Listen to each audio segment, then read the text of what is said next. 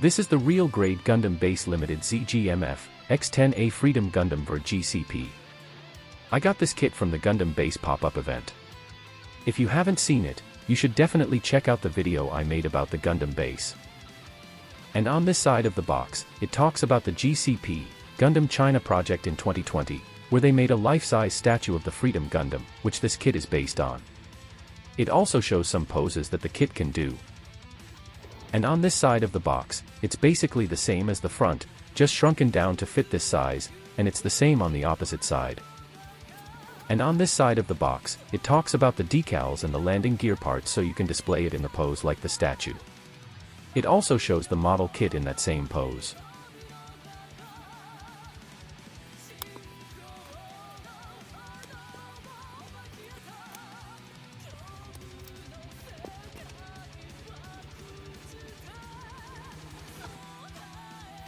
This kit comes with 7 bags, with a total of 16 runners. And the first bag has the marking sticker sheet, and it looks like it has runners for the gun and some parts for the wings. And the second bag looks like it has some runners for the inner frame and, I think, for the wings as well. And it looks like the same for the third bag as well. And the fourth bag has the runner for the beams and also includes the MS joint runner. And the fifth bag has some more wing pieces. And the sixth bag has runners for a bunch of the outer frame pieces. And the last bag looks to be the same. And here's the manual. It's a unique manual. They didn't just use the normal RG Freedom Gundam manual, which already tells me that this is going to be a redesign and an original build, not just a re-release. So I'm really excited for that. Here's the front of the manual. It has a bunch of text, most of it is in Japanese, but I assume it's talking about the Gundam China project. And here's the runner count. It also shows you to be careful with certain pieces, like cutting them in a specific way. Stuff like this is always useful to know, and I always recommend checking it before you start building. And right here, it goes straight into the build, starting with the legs and then moving on to the waist and torso. And then the arms. And then it goes into the rail guns and the wings. And lastly, the beam swords, the beam rifle, and the shield. And the last page talks about posing the kit. And on the back is the sticker guide.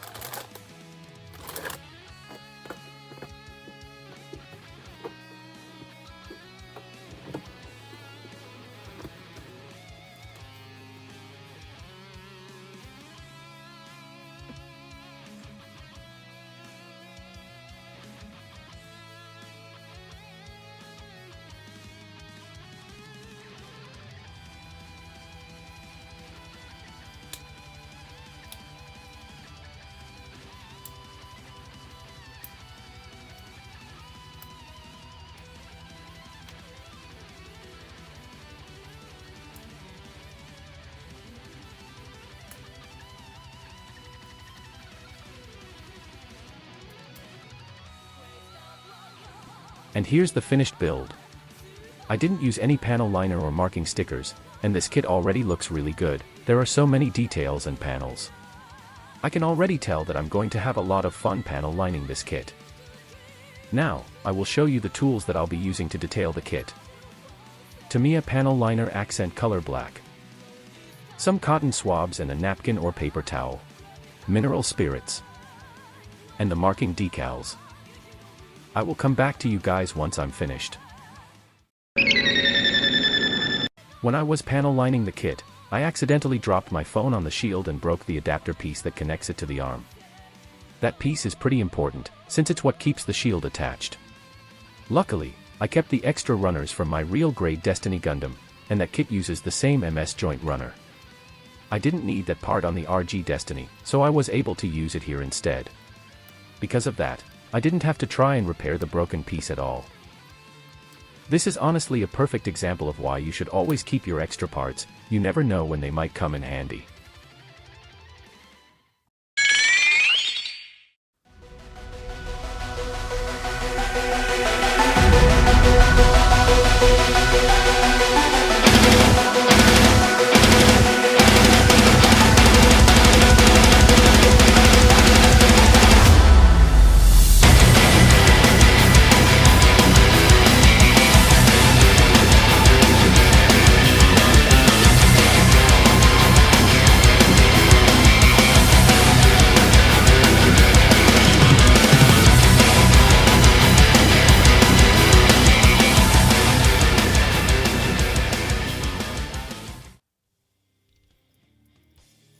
And here is the build completely finished, with all of the stickers and panel lining done. This thing looks really, really good. It has so many nice details and panel lines, and the color separation is excellent. The two-tone white gives it a lot of contrast, which I really like. It also uses a completely new core inner frame. It doesn't rely on MS joints for the main body, but it does still use them for parts like the legs, arms, and hands, just not the feet.